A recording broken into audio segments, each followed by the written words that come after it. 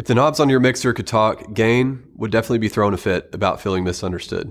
You see, gain has this great purpose, but it often gets mistaken as simply volume control. Now in this video, I'm gonna make it simple by showing you a simple strategy for setting gain that's gonna drastically improve the quality of your mix. Before we get started, we just wanna let you know that this video is sponsored by Church Sound Made Simple. Mixing sound seems complicated, but it doesn't have to be. Cut the overwhelm by getting access to this stress-free, no-fluff training that will help you create great sound at church. Visit churchsoundmadesimple.com. Well, hey, if we haven't met, I'm Cade, creator of Collaborate Worship, and I'm here to help you create great sound at church. So let's talk about gain, because it really is step one to creating a great mix. I'll start by helping you understand why gain exists, and then I'll show you how to set gain correctly. Now, the purpose of gain is to normalize the amount of signal that's coming from the device that's plugged into the mixer.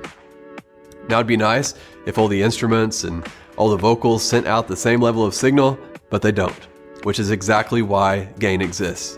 Now, to help this sink in, I want you to imagine that the cable that connects an instrument to the mixer is a water hose, and right where you plug in that cable into your mixer is a valve, kind of like a water faucet.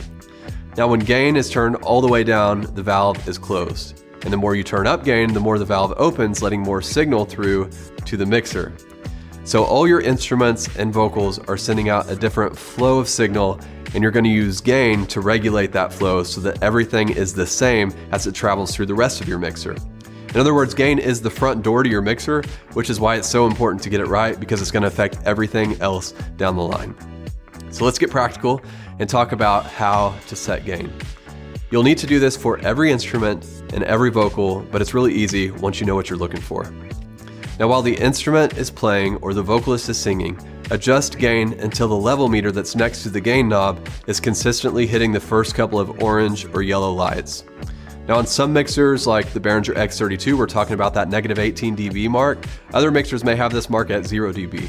Either way, you're looking to always be crawling over the point on your mixer where the green lights meet those orange or yellow lights. And keep in mind, there will probably be times where you're hitting more than just a couple of those yellow or orange lights, especially in the louder moments. But on average, all your channels should hang out right there where the green meets the yellow. And that's it. It's really that simple. Do it a few times and it's going to become second nature. Now, keep in mind, when setting gain, it doesn't matter where the fader is for that channel. You can even set gain while the channel is muted, because both the fader and the mute button do not affect gain. Finally, make it a habit to set gain at the beginning of every rehearsal. It's not something that you can set once and then never look at it again, because things change. And remember, gain is not volume control. It's the front door to your mixer. The goal is to use gain to get everything operating at the same level before it comes into the mixer. And this may seem small, but getting gain right is actually a giant leap forward to creating a great mix. Now, to help you create a habit of setting gain correctly and to make sure your entire team does it the same way, I put together a gain cheat sheet that you can print off and leave next to your mixer. Download it for free using the link in the description. As always, if you have questions, drop them in the comments. I'd be glad to answer.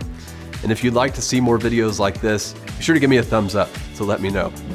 And if you haven't already, be sure to subscribe to our channel and ring the little bell so we can let you know when the next video comes out, and I'll see you next time.